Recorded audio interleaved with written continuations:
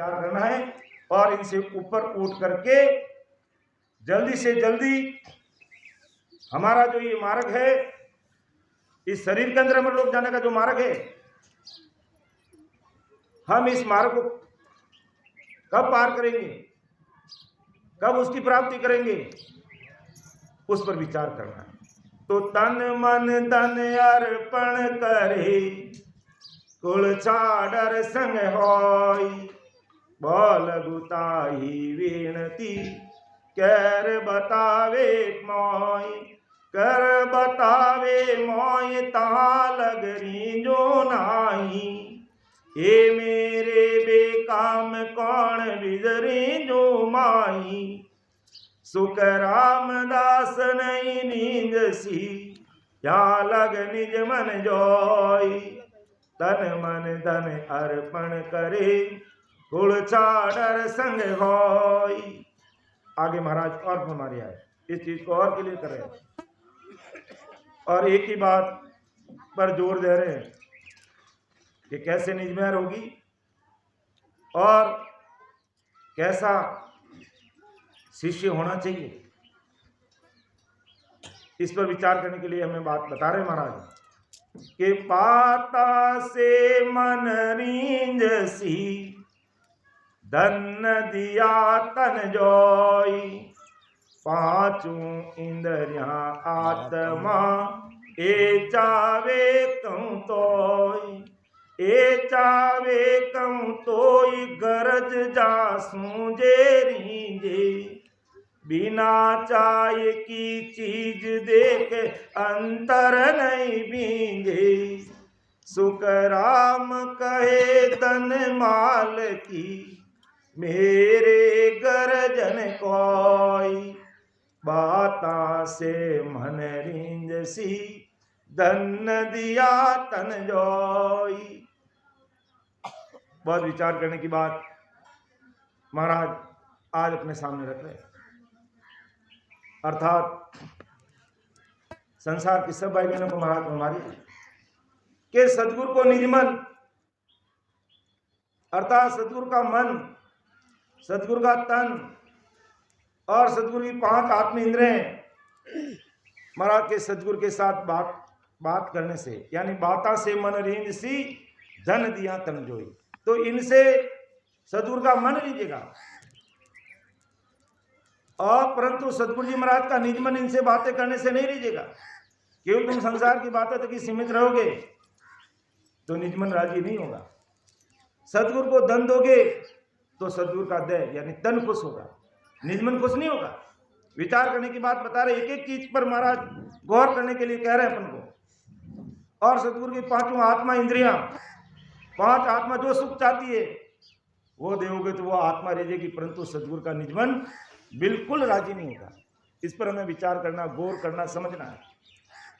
यानी मन की चाहना बाता थी तो बातों से रिझा, तन की चाहना धन की थी वो धन से रिझा, और 5 आत्मा की चाहना 5 सुखों की थी, वो सुख मिलने से 5 आत्मा राजी हो जाती है। परंतु निज मन की चाहना बाता धन 5 विषय के सुख न होने के शिष्य सदगुरु के मेहर से दूर रह जाता है। और सदगुरु को इन बातों से कोई लेना देना नहीं, संसारिक धन से कोई लेना देना नहीं, इन 5 विषय से कोई लेना देना नहीं। और उनको राजी करने तक ही अगर सीमित रहा तो सदगुरु जी महाराज से शिष्य मेहर होने से कोसों दूर चला जाएगा, महाराज की कृपा नहीं होगी उसके ऊपर। इस पर शिष्य को आदि सदगुरु सुखराम जी महाराज कहते हैं कि इन चीज़ों की सदगुरु जी महाराज को बिल्कुल जरूरत नहीं, इसलिए सदगुरु का निज मन ले जाने के लिए धन माल बात आदि सब उपाय छोड़ के जिसे सदगुरु जी महाराज का अंतर्मन रीझता है उस बात पर हमें गौर करना है, उस बात पर हमें चिंतन करना है, उस पर हमें विचार करना है। तो महाराज कहते हैं भाई मेरी मेहर होते उसके ऊपर देर नहीं लगेगी, क्योंकि सदगुरु जी महाराज जो चीज हमें दे सकते हैं वो हमें कोई नहीं दे सकता। आज संसार में सदगुरु जी महाराज जो चीज हमें दे सकते हैं वो कोई नहीं दे सकता, क्योंकि सदगुरु जी महाराज वो हमें नाव देते हैं और उसी से हम परमोक्ष की प्राप्ति करते हैं। वो सदगुरु जी महाराज के अलावा संसार का चाहे वो कितना ही ज्ञानी है, कितना ही ज्ञानी है, वेदांती है, 3 लोग की भक्ति करने वाला, 52 अक्षरों ज्ञान करने वाला, वो नहीं दे सकता। तभी महाराज ने कहा कि सतगुरा सा कोई शरण न दे क्या, सतगुरा सा कोई शरण न दे क्या, ना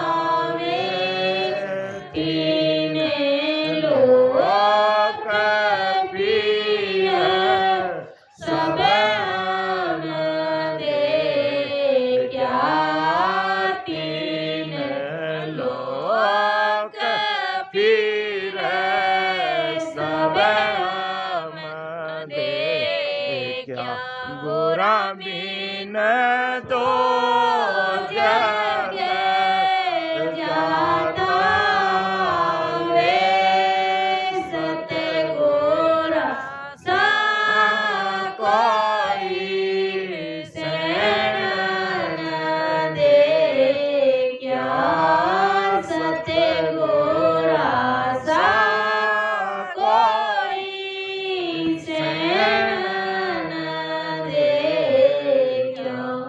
अर्थात सदगुरु जी महाराज के समान कोई हमारा सैन, कोई हमारा हितैषी हो ही नहीं सकता इस संसार पर।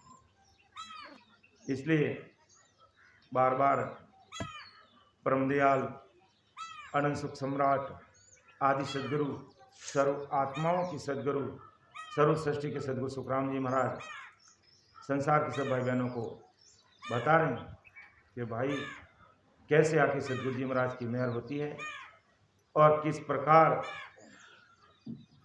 ये जीवात्मा परमात्मा की प्राप्ति करती है। उस पर समय रहते हमें विचार कर लेना चाहिए, क्योंकि ये कलयुग का समय है और किसके बैलेंस में कितनी सांसा रूपी पूंजी है किसी को पता नहीं। ना जाने कब हमारा इस जीवन का आखिरी दिन हो जाए, तो हमें उससे पहले ही अपनी तैयारी कर लेनी है। अर्थात जीवन मुक्त सुखराम, अर्थात जीते जी उस देश की प्राप्ति कर लेनी। सत्संग, सिमरन और सेवा का उद्देश्य क्या? यही तो है कि किस प्रकार हमारे सिमरन में 4 चांद लगें, किस प्रकार हम भक्ति में आगे बढ़ें और कहाँ हमारा ध्यान अटक रहा है, कहाँ हम आगे नहीं बढ़ रहे हैं, उस पर विचार करते हुए अधिक से अधिक विधिवत सिमरन पर जोर देते हुए आगे बढ़े। तो महाराज फरमाते हैं, भाई इन सांसारिक चीज़ों की मुझे कोई आवश्यकता नहीं। अगर तुम मेरे से पास में आकर के बैठ के मीठी मीठी बातें करोगे, मेरा मन राजी होगा। धन दोगे तो तन राजी होगा। 5 इंद्रिय आत्मा, इनको जो सुख चाहती है और वो सुख की प्राप्ति कराओगे तो वो राजी होगी।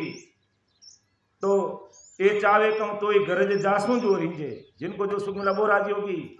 बिना चाय की चीज देख अंतर नहीं भींजे, जिनको जो चाहना होती है वो उसी पर राजी होता है। तो मन को राजी करना है तो संसारिक बातों में लग जाओ, तन को राजी करना है तो बस संसारिक धन में लग जाओ। तो महाराज कहने का तात्पर्य कि भाई इन चीज़ों से मेरा निजमन राजी होने वाला नहीं है। सुखराम के धन माल की मेरे गर्जन कोई, बातों से मन रींसी धन दिया तन जोई। आगे महाराज फरमाते हैं, अब महाराज बताते हैं आखिर मैं राजी होता कैसे हूँ, अर्थात मेरी कृपा जीव पर कैसे होती है, किस प्रकार राम जी की कृपा अपने ऊपर होगी। वो फॉर्मूला, वो तरीका, वो विधि, वो बात परमदयाल सदगुरु सुखराम जी महाराज अपन सभी भाई बहनों के सामने रख रहे हैं कि मेरी जो इन बात सुन ली जो नर नार, मेरा कोई मौको मिले तो पावो दीदार। तो पावो दीदार निज मन सुपलाई। तब प्रगटे तन माय अखंड नख चक बिच आई। सुख राम कहे इन रीत बिन हंसन उतरे पार। मेरी जो इन बात सुन लीजो नर नार। अब महाराज कहते भी मैं कैसे राजी होता हूं, अर्थात मैं का मतलब ससरूप साहिब की कृपा कैसे उस जीव पर हो जाती है, वो बात महाराज अपन सबके सामने रख रहे हैं।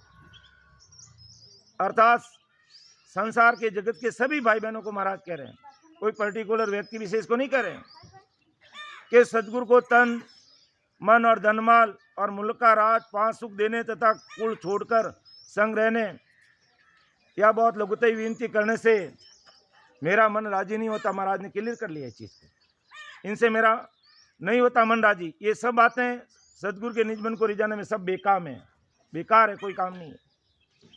तो इन चीजों से सदगुरु का निज मन रिझाने की गरज पूरी नहीं होती है, क्योंकि सदगुरु इन बातों की बिल्कुल भी इनको सदगुरु जी महाराज को जरूरत नहीं रहती। पहले ही महाराज ने कह दिया कि मैं तो इस आत्मा को परमात्मा के देश में कैसे मिलाया जाता है। आत्मा जीव भाव में आकर अपना स्वरूप भूल गई, उसको कैसे एहसास कराया जाता है, मैं वो बात बताने के लिए आया हूँ। मैं संसार की चीज़ों की, धन माल की, मुझे इनकी आवश्यकता नहीं है, विचार करने की बात है। तो आदि सदगुरु सुखराम जी महाराज संसार के सब भाई बहनों कह रहे हैं कि सदगुरु को रिझाना है तो शिव को क्या करना पड़ेगा, सदगुरु का बन जाना पड़ेगा। हमें सदगुरु जी महाराज का होना पड़ेगा बस। और जब वो सदगुरु जी महाराज का हो गया तो होगा तो सदगुरु जी महाराज क्या उसको शब्द का भेद दे देंगे, तरीका बता देंगे और उनकी मेहर हो जाएगी। कैसे? वो शब्द उसके घट में प्रकट हो जाएगा। और वही आधार स्तंभ है जो हम अमरलोक की बात करते हैं, जाने की परमोक्ष की बात करते हैं, जीवात्मा को परमात्मा के देश में मिलाने की बात करते हैं। उसका आधार स्तंभ ही है। निजमन दिया निजमेहर होगी, अर्थात वो शब्द इस घट में जगेगा और उसी के द्वारा नहंचर की प्राप्ति होगी हमें। और नहंचर के द्वारा ही हम एक एक चीज को पार करते हुए उस देश में पहुंचे। तो आधार स्तंभ हमारा क्या है? हमें निजमन देना और सदगुरु जी महाराज की निजमेहर कराना। तो इसलिए शिष्य अपना निजमन, धन माल, मुलक, त्रिगुण माया, शब्द, स्पर्श, रूप, रस, गंध, इन 5 वासनाओं से निकलकर सदगुरु जी महाराज को सौंप देगा। अर्थात त्रिगुण माया से या यूं कह दो माता पिता की भक्ति से या माया ब्रह्म की भक्ति से निकल करके 5 वासनाओं से ऊपर उठ करके वो भक्ति में लग जाएगा तो महाराज की उसके ऊपर निजमेहर होगी, उसे कोई नहीं रोक सकता। तब वो सदगुरु जी महाराज का पक्का शिष्य बन जाएगा। और कहते नहीं भाई कि एक मियान में 2 तलवार नहीं चलती है। हमें अगर वास्तव में परमोक्ष की प्राप्ति करनी है तो हमें एक ही रास्ते को फॉलो करना होगा। इसी रास्ते पर हमें चलते हुए जो महाराज हमें कह रहे हैं उसी चीज को मानते हुए, उसी विधि को सिमरण करते हुए हम आगे बढ़ेंगे तो महाराज की कृपा होगी, कोई हमें रोक नहीं सकता। इसलिए महाराज ब्रह्मदयाल सदगुरु सुखराम जी महाराज फरमाते हैं, भाई ये त्रिगुण माया कह दो, माया ब्रह्म की भक्ति कह दो या आम उपासना कह दो, संसार की अन्य भक्तियां कह दो, ये भावनक्षा जितना भी ज्ञान है उसकी तरफ कान नहीं दोगे और सीधा सरेंडर हो जाएंगे और महाराज जो मार्ग बता रहे उस मार्ग को फॉलो करेंगे, दुनिया की कोई ताकत हमें रोक नहीं सकती है। ब्रह्मा विष्णु में इसको नहीं रोक सकते, वो भी आड़े नहीं आ सकते हैं। और वो भी ऐसे संतों को नमन करते हैं, नमस्कार करते हैं, प्रणाम करते हैं कि जिन मुख में हरि नाम कर्म को जोरन लागी, भूत प्रेत छल छिद्र जम दूरा से भागी, विके व्याध सब जाए रोग व्यापे नहीं कोई, 84 को काट जीत जन निर्मल होई, देव करे परनाम विष्णु ब्रह्मा शिव चाओ, जन सुखिया निज नाम ब्रह्म के माय मिलावे। ये निज नाम हमें ब्रह्म यानी ससुर राम जी के देश में मिलाएगा। और निज नाम मिलेगा कब? अर्थात हम अपना निज मन लेंगे, तभी महाराज की निज मेहर अपनों पर हो जाएगी। इसलिए परम दयाल सदगुरु सुखराम जी महाराज आज संसार के सब भाई बहनों कहते हैं कि माया बनवे मन के मोह, ममता के सुखों को धन के और मोहताज सुख, संसार के कितने भी 5 विषयों की वासना, त्रिगुण, माया, वेद, शास्त्र, पुराण, ज्ञान के कितने साधन हैं, उन सब से हमें किनारा करना होगा और सदगुरु जी महाराज के सामने सरेंडर होना पड़ेगा। तब हमें सदगुरु जी महाराज क्या करेंगे? वो महासुखों का जो देश है, जहां पर दुख मांगने पर नहीं मिलते हैं, 84 योनि वो जीव वापिस नहीं आता वहां पहुंचने के बाद में, वो चीज की प्राप्ति हमें हो जाएगी, अर्थात सदगुरु जी महाराज की निज मेहर हो जाएगी। इसलिए परम दयाल सदगुरु सुखराम जी महाराज कह रहे मैं रिंजू इन बात सुन लीजो नरनार, मेरा होई मौको मिले तो पावे दीदार। मेरा होना मतलब मेरे ज्ञान को सुनना समझना और उसी के अनुसार हमें सिमरण करते हुए आगे बढ़ना। तो मेरा होई मौको मिले तो पावे दीदार, तो वो सस्तु राम जी का दीदार आशीर्वाद कह दो, धन्यवाद वो हमें मिलेगा महाराज। तो पावे दीदार निजमन सुनको लाई, और उसके लिए बात वही बात महाराज कहते हैं बार बार एक ही बात के निजमन हमें देना होगा। तब प्रगटे तन्माय अखंड नकचक बिचाई, अर्थात रग रग रोम रोम नाड़ी नाड़ी 3.5 करोड़ रुमावली में अंदर ये नाम जानते हैं, और ऐसी भारी कृपा उस जीव पर हो जाएगी। तो सुखराम के इन रीत बिन हंसन उतरे पार, कि मेरा होई मौको मिले, अर्थात मेरे ज्ञान को सुनेगा समझेगा और कहीं भी माया और ब्रह्म में ध्यान लग रहा है वहां से उसको निकालेगा और पूरा का पूरा निजमन इसमें लगा देगा, तो महाराज फरमाते हैं उसके ऊपर कृपा हो जाएगी। बाकी महाराज कहते हैं सुखराम के इन रीत भी, इस रीत के अलावा हंसन उतरे पार, मैं रिंजू इन रीत को सुन लीजो नर नार। ये संसार के सभी भाई बहनों मेरी बात पर विचार करना, गौर करना, सुनना, समझना और फिर आगे बढ़ना, तब सदगुरु जी महाराज की मेहर और कृपा उस जीव पर होगी। आगे महाराज फरमाते हैं कि जीण जीण को तू होवसी, सोई सुन परसन होय, आई रीत अनाद से कै समझाऊं तोय, कै समझाऊं तोय हाथ तेरे सब होई, जो चाहो सो चीज पकड़ प्रगट कहूं तोई, सुख राम कहे माँ बाप रे, तीजा गुरु कहूं तोय, जिण जिण को तू होवसी, सोई सुन परसन होय। और महाराज इस विषय को, इस चीज को खोल करके बता रहे हैं कि सब कुछ तेरे हाथ में है, अब देख ले तुझे क्या करना है। अर्थात आदि अनादि से ये रीत चली आ रही है कि सब कुछ हंस के हाथ में, अपने हाथ में है। हमें क्या करना है? हमें ब्रह्मा विष्णु महेश की भक्ति करके उनके लोक में जाना है, या होमकाल पार्वण तक की भक्ति करके वहां पहुंचना है, या ससुर परमात्मा की भक्ति करके राम जी के देश में जाना। अपने हाथ की बात है। हमें क्या करना है कि जिन जिन को तुम होसी सोई सुन प्रश्न होई, आई रीत अनाद से क्या समझाऊं तुम, आदि अनादि से ये रीत चल रही है, आदि अनादि से ये रीत है। विचार कीजिए। आदि सदगुरु सुखराम जी महाराज शिष्य कहते हैं कि भी जगत में महाराज ने कहा कि सुखराम के माँ बाप रे तीजा गुरु कहे, कि संसार में माता पिता और गुरु रहते हैं, सबको ध्यान में। हंस जिसका बनेगा वो राजी होंगे। अर्थात जीव को माता का सुख चाहिए तो माता प्रसन्न हो जाएगी, अर्थात माता को राजी करने के वो काम उसको करना पड़ेगा तो माता राजी हो जाएगी। और पिता को प्रसन्न करना है तो पिता कैसे राजी होते, वो हमें काम करना पड़ेगा। और गुरु को राजी करना तो गुरु के सुख चाहिए तो गुरु को हमें प्रसन्न करना होगा। माता के सुख चाहिए तो माता को राजी करना होगा, पिता के सुख चाहिए तो पिताजी को हमें राजी करना होगा। अब अपने विचार में अपने हाथ में है कि हमें माता को राजी करना, पिता को राजी करना, तो गुरु को राजी करना। इस पर हमें विचार करना है। तो माता के सुख चाहिए और पिता को प्रसन्न करने की रीत की तो माँ राजी थोड़ी होगी, और माता के सुख चाहिए और पिता को राजी कर रहे तो माँ राजी थोड़ी होगी। या माता पिता को राजी करने की रीत कर रहे हो और कहीं गुरु महाराज राजी हो जाएंगे, तो ऐसा नहीं होगा।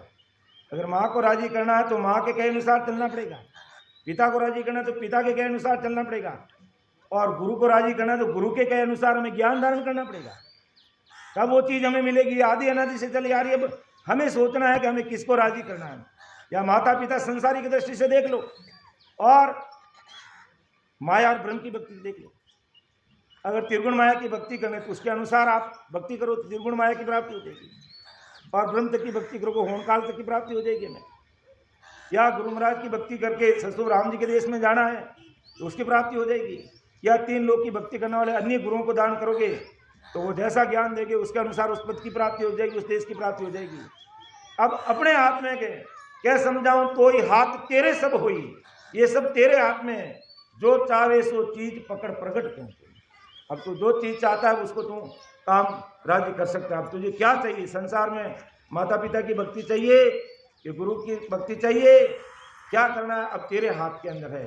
तो परम दयाल अनंत सुख सम्राट आदि सदगुरु सुखराम जी आखिर कहना क्या चाहते हैं? यही बात हमें कहना चाहते हैं। हम सभी के सामने यही बात रखना चाहते हैं कि भाई अगर तुम संसार में